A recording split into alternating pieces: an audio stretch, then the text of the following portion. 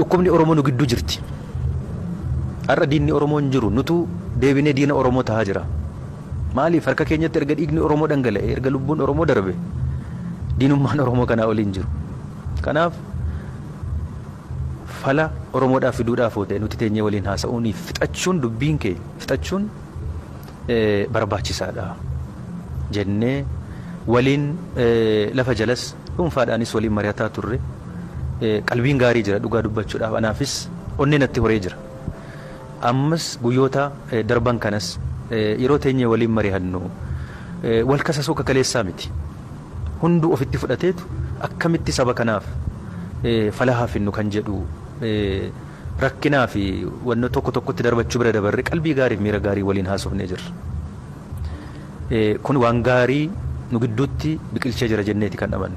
Wanti xixinnaan nu gidduutti keenya mee fidaa garaagarummaa keenya haafinnu jennee garaagarummaa baay'ee dhabne. Haafinnu jenne mee waanuma qabnu ati Oromoof maal yaadda, ati Oromoof maal yaadda, Oromoo maal akka ta'u hawwita jedhamne hundi keenya kophaa kophaatti gaafatame. Gaafa walitti finnu hunduu tokkoof tokko.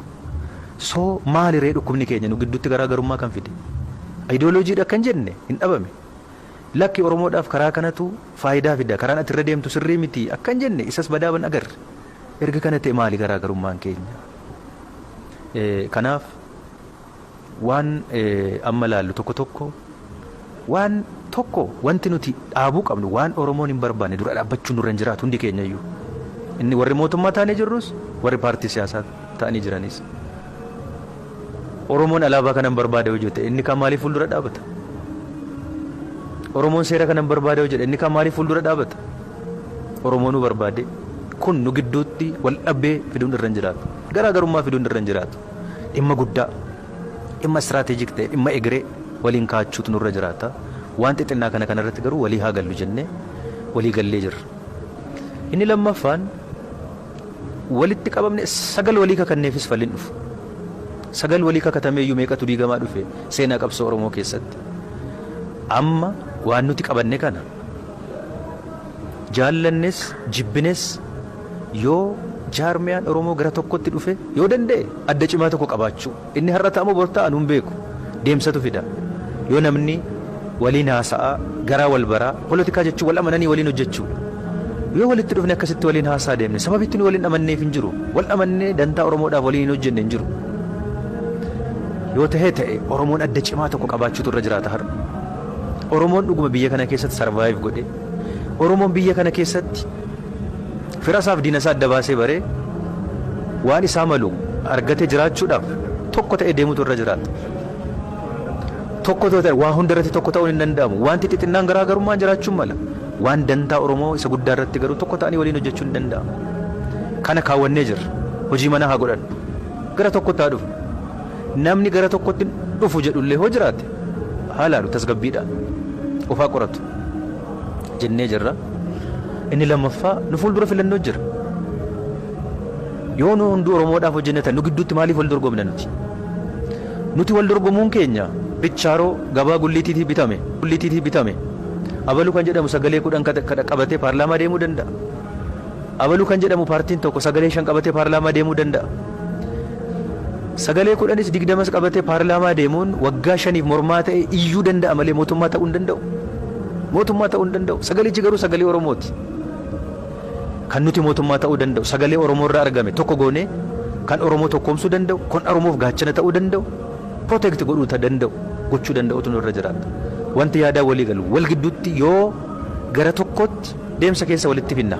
Gara tokkotti dhufuun har'a dhalachuu hin danda'u. Bishaachuu qaba. Qalbiin taa'ee mari'achuu qaba namni. Seenaa duuba deebi'ee qorachuu qaba. Waan egereellee istiraatejii waluu qabaachuu qaba. Sanaan dhufuu qaba jennee amanna. Ammallee kanatu ta'utu irra jiraata. Malee chirichaaroodhaan paartii 20 fi 30 qabannee Oromoo protect godhuu hin dandeenye.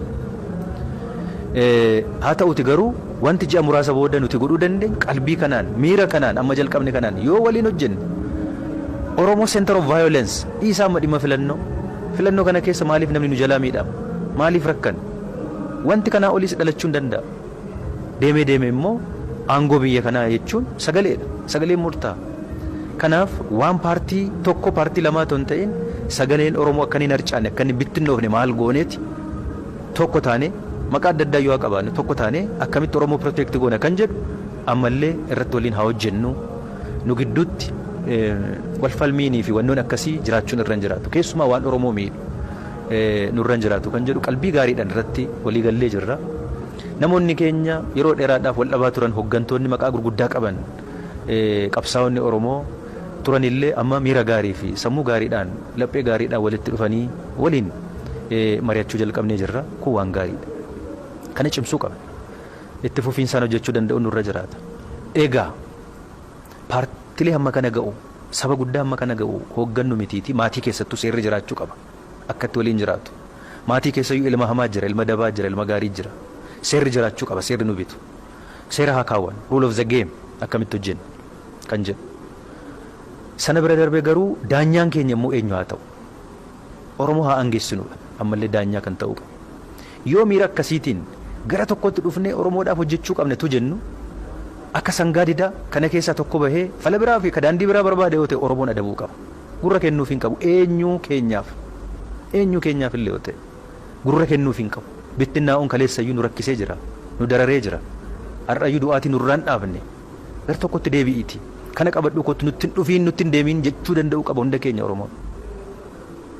Kanaaf daanyaa cimaa ta'utu irra jiraata. Qeerroon Oromoo, hayyuun Oromoo, beekaan Oromoo, sabni Oromoo guutuun yoo inni nu qabuu baate sangaa didaan nu keessa jiraachuu danda'a.